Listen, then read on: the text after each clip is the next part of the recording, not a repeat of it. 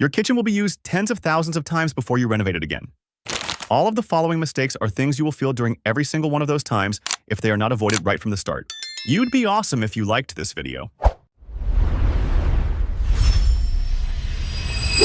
1. Work triangle. 3 weeks after a client moved into her newly completed kitchen, she called me and said the familiar phrase, "I don't know why cooking in here is so tiring."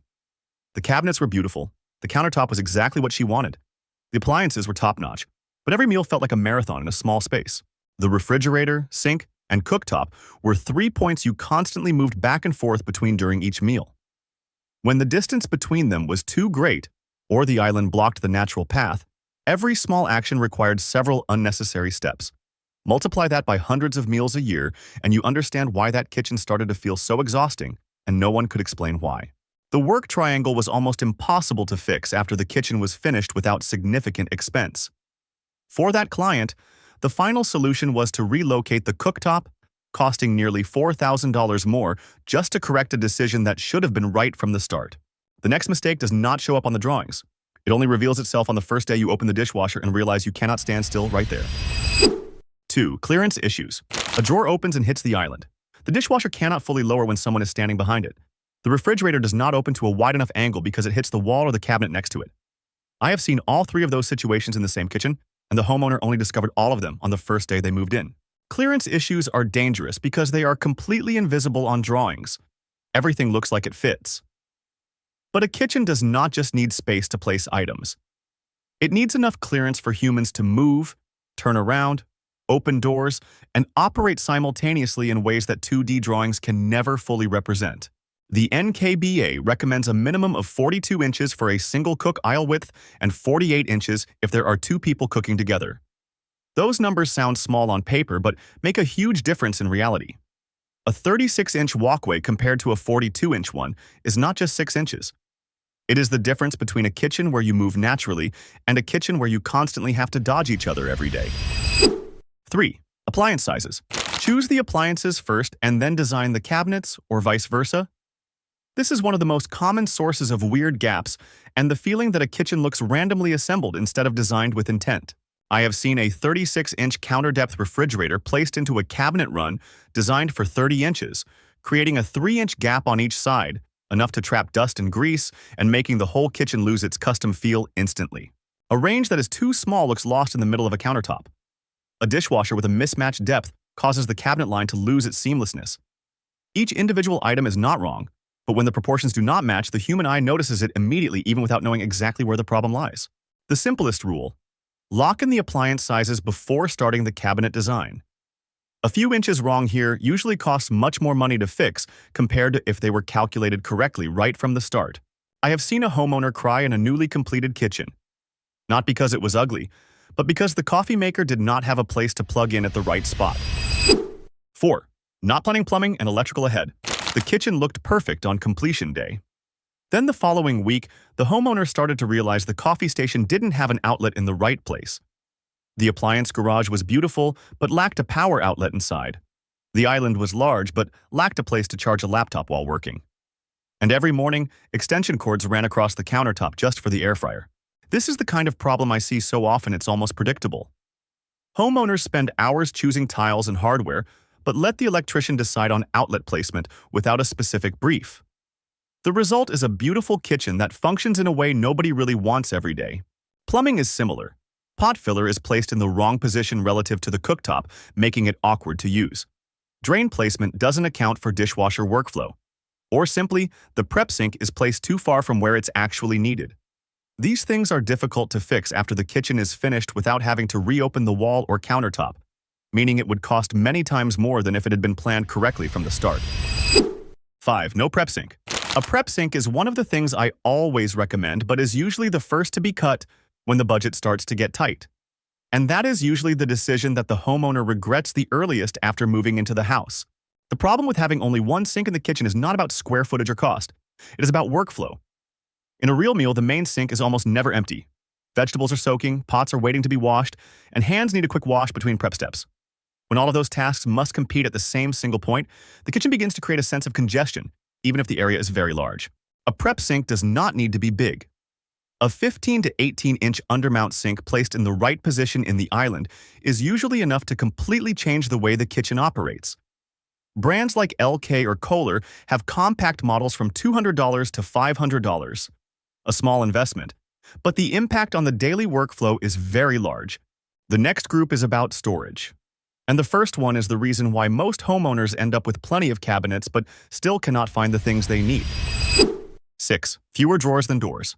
Showroom cabinets, whether doors or drawers, look great because they're always empty or perfectly organized inside.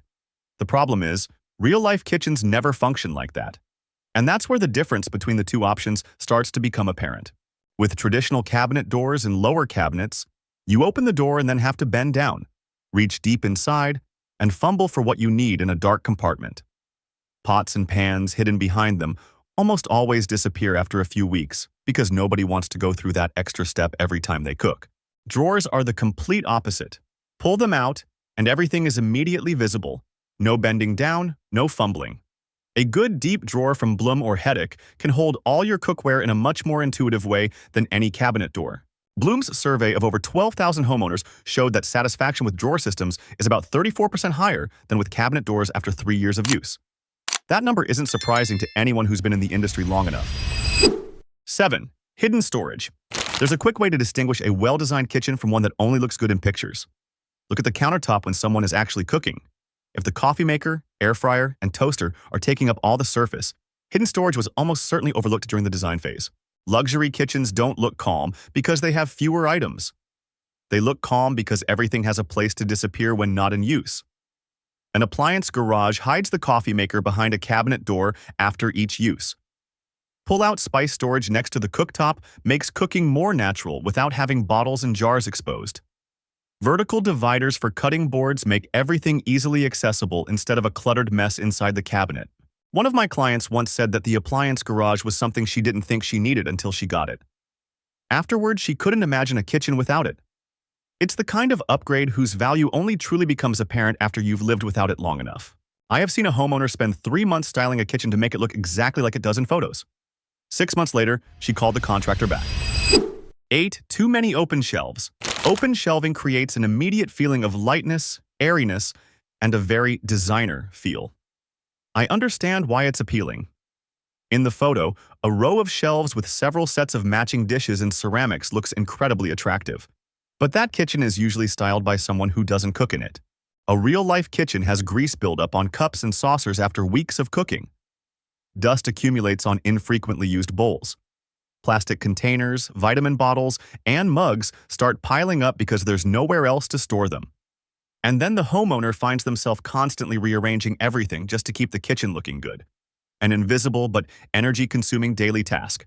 If you still want open shelving, limit it to 1 or 2 shelves and only place items that you don't mind cleaning regularly. Ceramics from a local potter, a few cookbooks, and small herbs often work much better than a full set of dishes you only use on special occasions. 9. Panel-ready appliances. There's an interesting moment when you walk into a luxury kitchen and try to find the refrigerator but can't see it right away. It's still there, but it looks like part of the cabinetry rather than a bulky appliance jutting into the space. That's exactly what panel-ready appliances achieve, something conventional stainless steel never does. Many homeowners don't realize this option exists until the renovation is almost complete.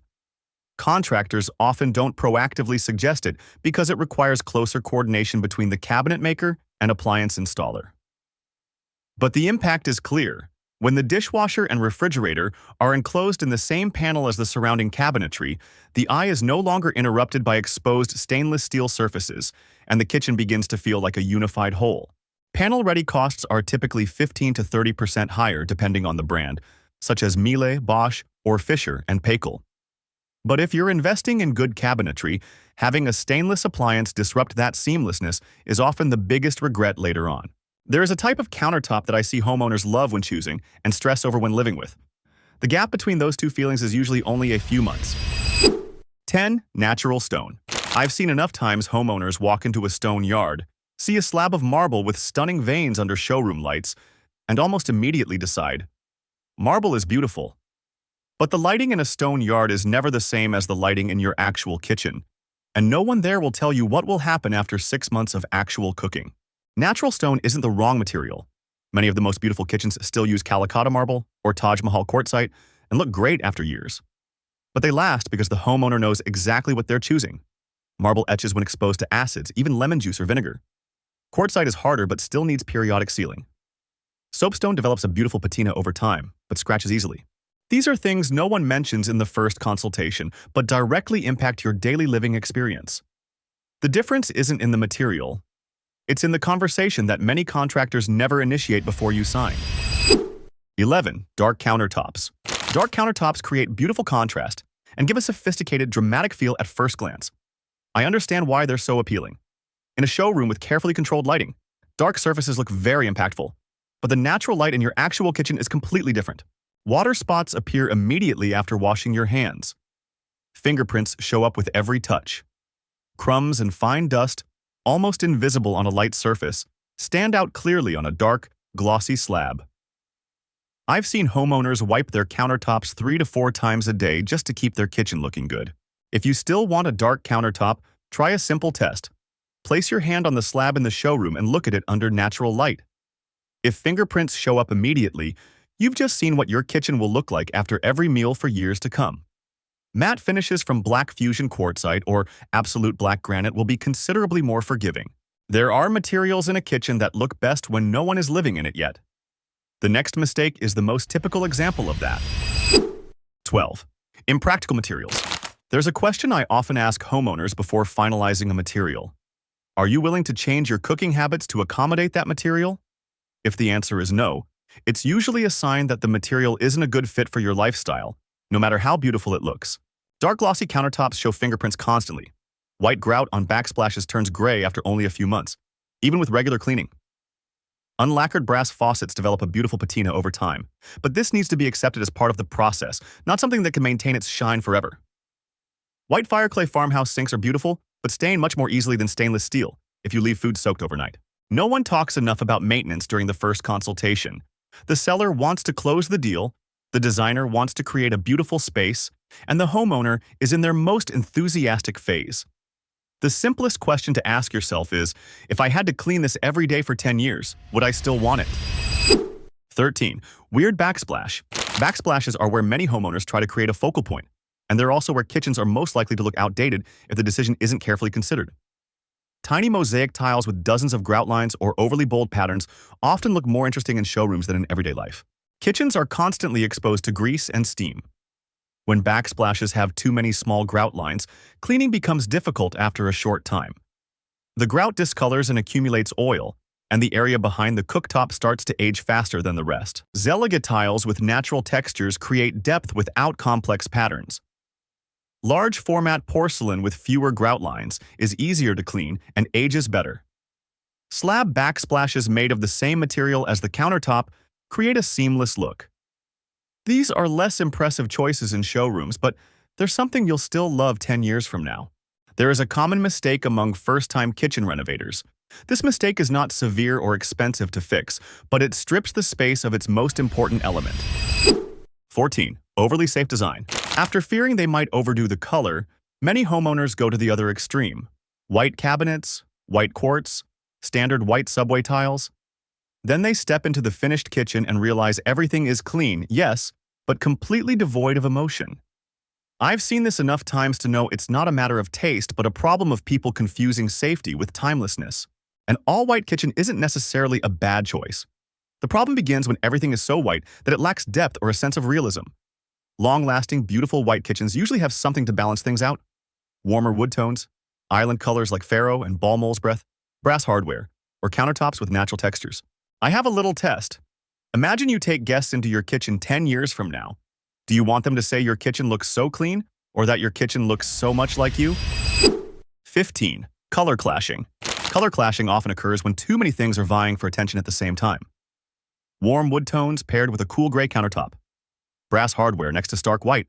Then, a busy backsplash behind it. Each item might be fine individually, but when placed together, the kitchen starts to create visual unease that the brain can't rest from. You'll be standing in that space for thousands of hours.